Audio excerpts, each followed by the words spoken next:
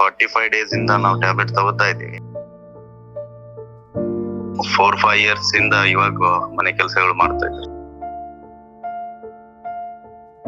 Almost ನಾನ್ ಕೆಲ್ಸಾನೇ ಮಾಡ್ತಿರಲ್ಲ, ಸುಮ್ನೆ ಇರ್ತಿದ್ದೆ. ಇವಾಗ ಕೆಲಸ ಮಾಡಿ ನನ್ಗೆ ಖುಷಿ ಆಗ್ತಾ ಇದೆ ಅಂತ ಹೇಳಿ ಅವ್ರಿಗೆ ಖುದ್ದಾಗಿ ಹೇಳ್ತಾ ಇದ್ದೆ.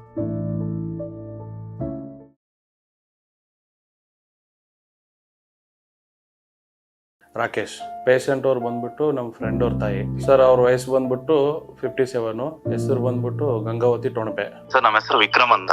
ಸರ್ ನಮ್ಗೆ ತಾಯಿ ಆಗ್ತಾರೆ ಸರ್ ಪೇಷಂಟ್ ಬಂದು. ಸರ್ ಅವ್ರಿಗೆ ಬಂದ್ಬಿಟ್ಟು ಅಬ್ಡೋಮಿನಲ್ ಕ್ಯಾನ್ಸರ್ ಆಗಿತ್ತು. ಸೊ ನಾವೆಲ್ಲ ಬೇರೆ ಪ್ರೈವೇಟ್ ಹಾಸ್ಪಿಟಲ್ ಅಲ್ಲಿ ಎಲ್ಲ ತೋರಿಸಿದೀವಿ. ಒಂದು ಆಲ್ಮೋಸ್ಟ್ 24-25 ಲಕ್ಷ ಖರ್ಚಾಗಿದೆ ಸರ್. ಅದೇನೋ ಅಷ್ಟು ಎಫೆಕ್ಟಿವ್ ಆಗಿಲ್ಲ ನಮ್ಗೆ. ಇವಾಗ ಇಲ್ಲಿ 45 ಡೇಸ್ ಇಂದ ನಾವು ಟ್ಯಾಬ್ಲೆಟ್ ತಗೋತಾ ಇದೀವಿ. ಅವರು ಮೊದ್ಲಿಗಿನ್ನ ತುಂಬಾ ಇಂಪ್ರೂವ್ ಆಗಿದ್ದಾರೆ ಸರ್. ಸರ್ ಚೇಂಜಸ್ ಬಂದ್ಬಿಟ್ಟು ಮೊದ್ಲೆಲ್ಲ ತುಂಬಾ ಡಲ್ ಆಗಿ ಮತ್ತೆ ಎನರ್ಜಿ ಇರ್ಲಾರ ತರ ಇರ್ತಿತ್ತು. ಇವಾಗ ಒಂಥರ ಎನರ್ಜಿ ಇದೆ ಸರ್ ಅವ್ರಿಗೆ. 4-5 ಇಯರ್ಸ್ ಇಂದ ಇವಾಗ ಮನೆ ಕೆಲಸಗಳು ಮಾಡ್ತಾ ಇದ್ರು. ಮೊದ್ಲೆಲ್ಲ ಕಷ್ಟ ಆಗ್ತಿತ್ತು ಅವ್ರಿಗೆ. ಊಟ ಚೆನ್ನಾಗ್ ಮಾಡ್ತಾ ಇದ್ದಾರೆ ಸರ್. ಕಂಪೇರ್ ಟು ಬಿಫೋರ್ ಇವಾಗ ಚೆನ್ನಾಗ್ ಊಟ ಮಾಡ್ತಾ ಇದ್ದಾರೆ.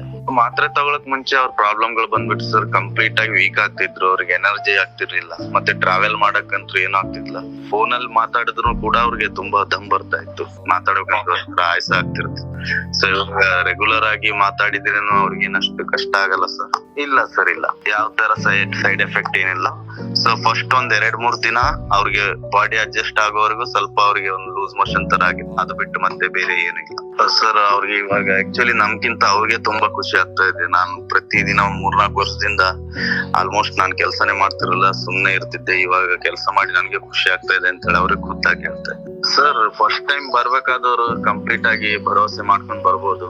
ಎಲ್ಲ ರಿಸಲ್ಟ್ ಬಂದಾಗೆ ಮತ್ತೆ ಈ ತರ ಮಾತಾಡೋದಿಲ್ಲ ಸರ್. ಚೆನ್ನಾಗಿ ರಿಸಲ್ಟ್ ಬಂದ್ರೆ ನಾವೇ ಹೇಳ್ತೀವಿ. ಅವರು ಆರಾಮಾಗಿ, ಯಾಕಂದ್ರೆ ಖಂಡಿತ ಈ ಕಡೆ ಮೆಡಿಸಿನ್ಸ್ ತುಂಬಾ ವರ್ಕ್ ಆಗುತ್ತೆ.